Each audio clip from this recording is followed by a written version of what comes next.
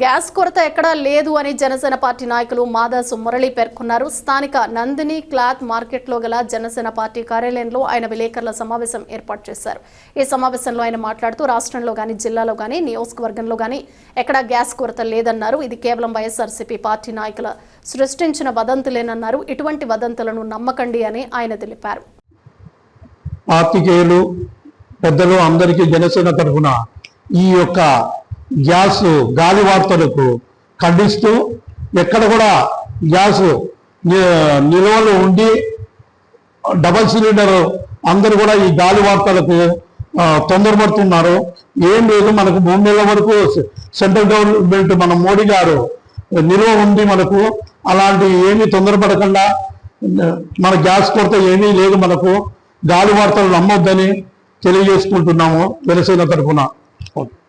ఈరోజు ఈ యొక్క సమావేశం ప్రెస్ మీట్ సమావేశం యొక్క ముఖ్య ఉద్దేశం ఏమంటే, మా దృష్టికి గ్యాస్ ఏజెన్సీలు కొంతమంది అధిక మొత్తం వసూలు చేస్తున్నారని, లేదు కృత్రిమంగా గ్యాస్ రావడం లేదని చెప్పని ఆలస్యం చేస్తున్నారని చెప్పని మా దృష్టికి కొంతమంది తీసుకొచ్చారు.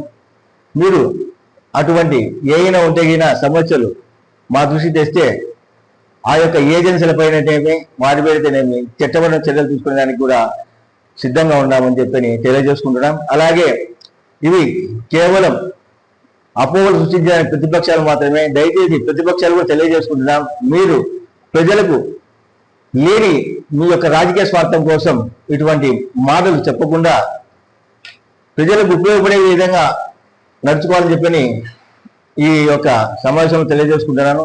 అలాగే ఎక్కడైనా కానీ ₹1 మీరు బిల్లు కంటే అదనంగా చెల్లించాల్సిన అవసరం లేదు.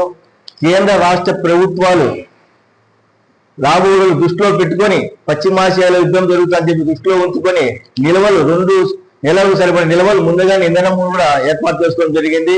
అలాగే ప్రస్తుతం కూడా ఈ యొక్క ఇరాన్ మద్దతుతో మన ఇండియాలో కూడా రావడం జరుగుతుంది. కాబట్టి ఇటువంటి ఏ అపోహ మాటలు నమ్మకుండా మీరు నమ్మాకని చెప్పి నేను తెలియజేసుకుంటున్నాను. అటువంటి ఏమైనా ఉంటే మా జనసేన పార్టీ కార్యాలయం కానీ మా యొక్క దృష్టికి కానీ మా జనసేన కార్యకర్తల దృష్టికి కానీ తెస్తే ఆ యొక్క ఏజెన్సీల దగ్గర పోయి వారిపై ఆ విధంగా వాళ్ళు ప్రవర్తిస్తూ ఉంటే అధికారులకు తెలియజేసి చట్టపరమైన చర్యలు తీసుకోవడానికి ఎటువంటి దానికైనా వెనుకాలని చెప్పి తెలియజేసుకుంటున్నాను.